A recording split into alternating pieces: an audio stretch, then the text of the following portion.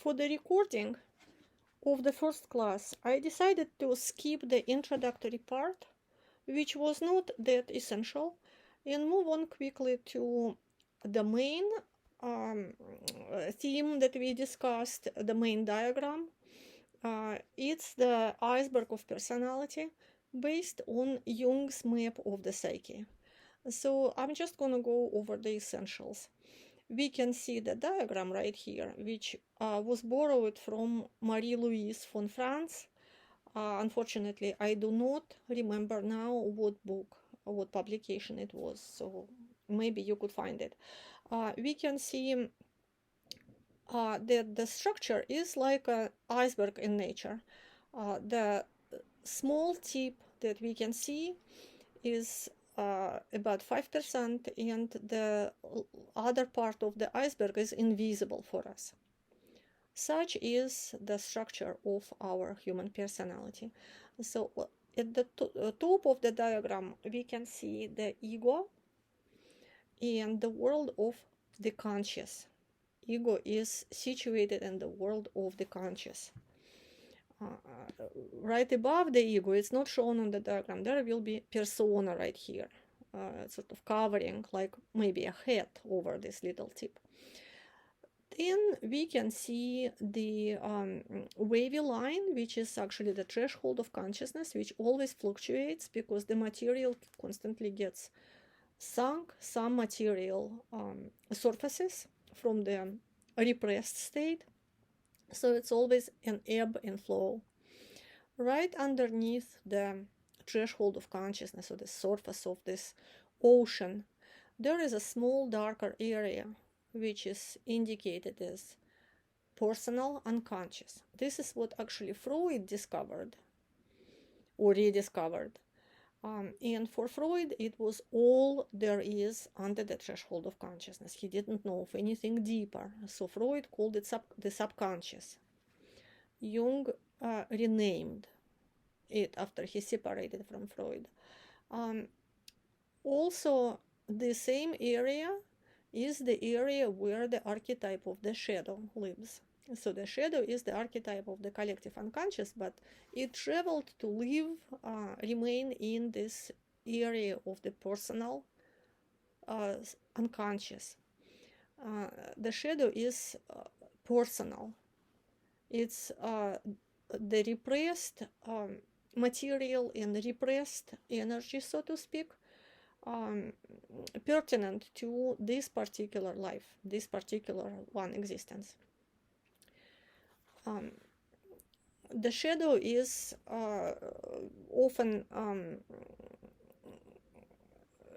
many people feel that it's a purely negative force, but it was not so for Jung. Jung defines the shadow as a sort of animal in us, as a living force, which needs to be tamed, definitely, because it has a violent aspect to it.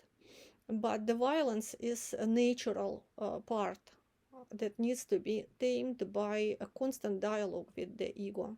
Unfortunately, in our culture, we learn very early to repress the shadow, and then it becomes angry because we're not paying it any attention.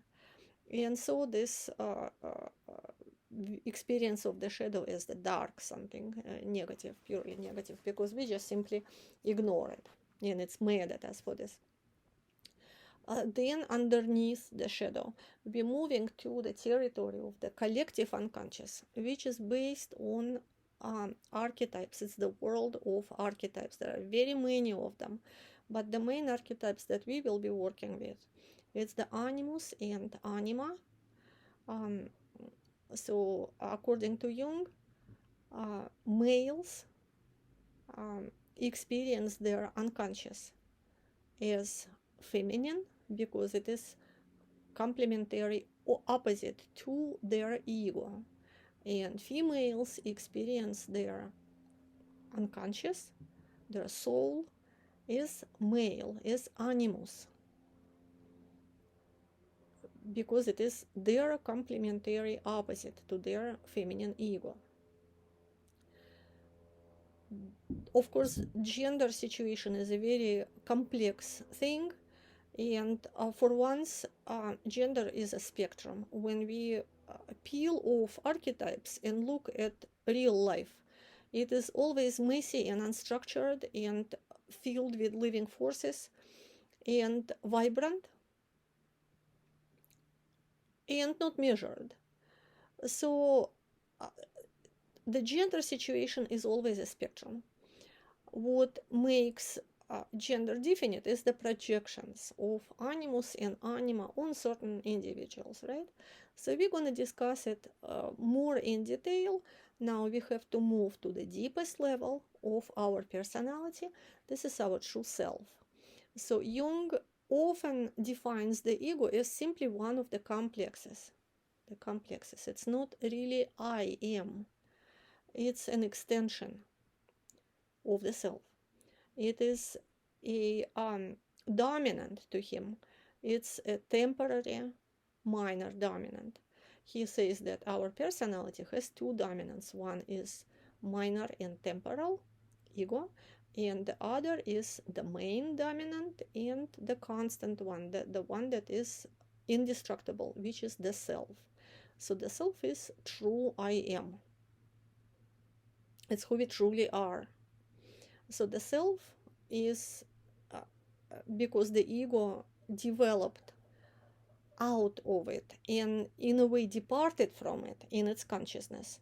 The self is at the deepest level of the unconscious. We don't really usually know who we truly are.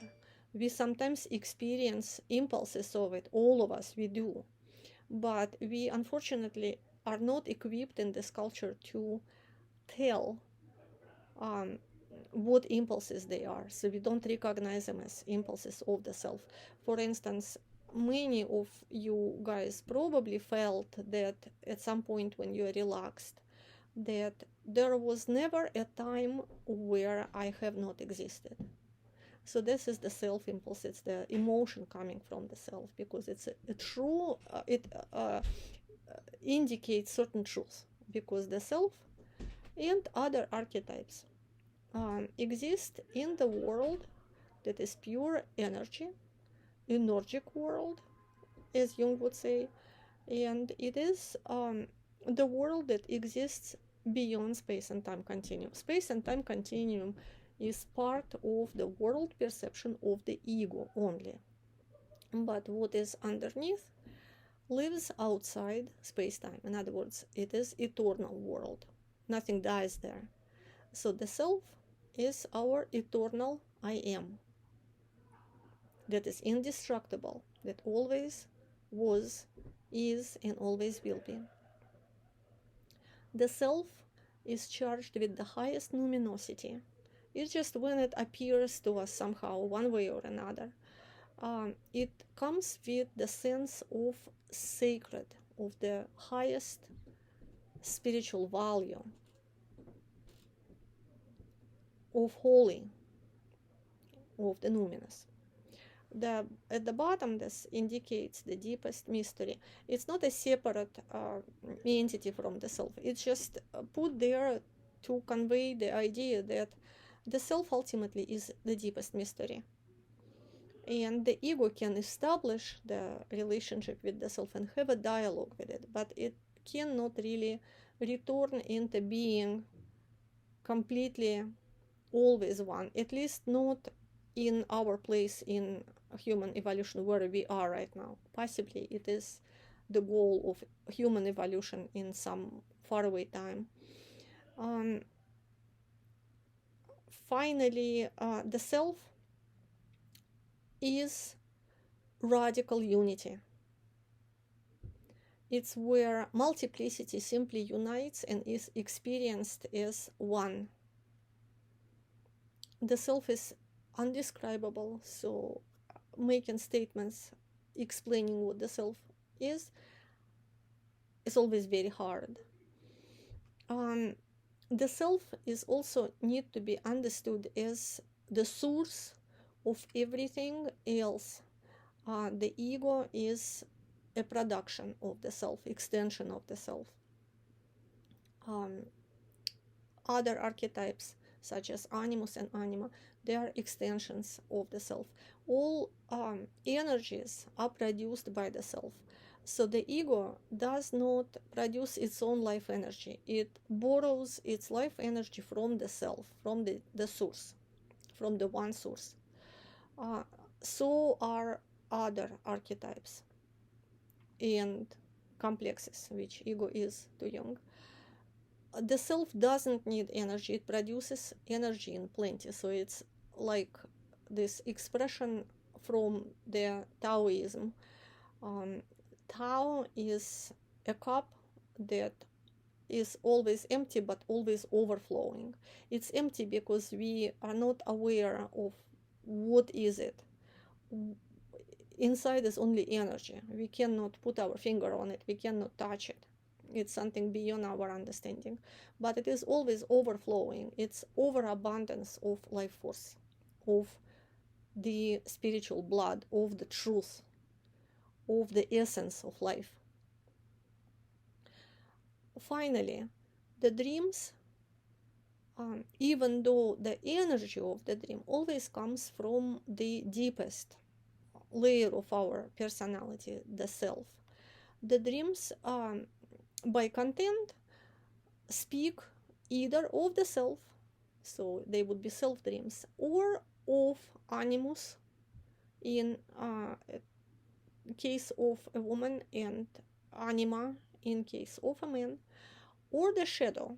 So there are distinct animus, anima, shadow, and self dreams, and we will go over them in our next classes.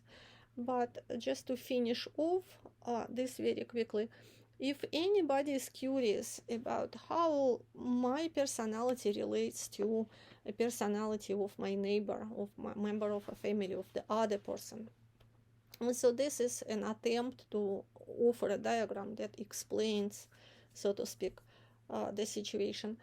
On this diagram, we see how our temporary personalities, the egos, relate to our true personality. So all these little triangles here, or petals of a flower here all around, they are separate egos. That's why I call this diagram 6 billion tipped iceberg star of the collective human psyche. This is not from Jung. I created this diagram myself. This is how we are all separate and create a rich multiplicity, diversity. This is the egos.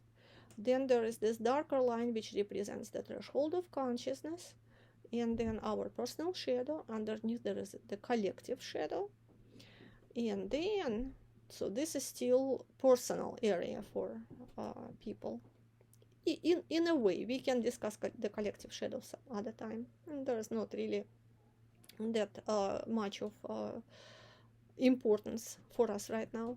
So underneath, we are entering the world of unity, where animus and anima, they are not my animus or your anima. They are just one of each. There is the great goddess and the great god that affect in different ways each person. And deeper yet, we enter the world of the self, our true personality, which, as Jung said, is a collective being. So for all of us, there is only one true personality.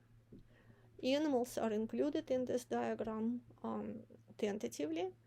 Their consciousness would be somewhere here, but then they flow into the same radical unity than anything else, anybody else, and other beings, of course, whose consciousness is not as individuated as human consciousness. This is a hard diagram to swallow, so we can definitely discuss it, and I will be happy to answer any questions. At this moment, we're gonna end this recording, and all other questions will be discussed in the next class. Thank you very much.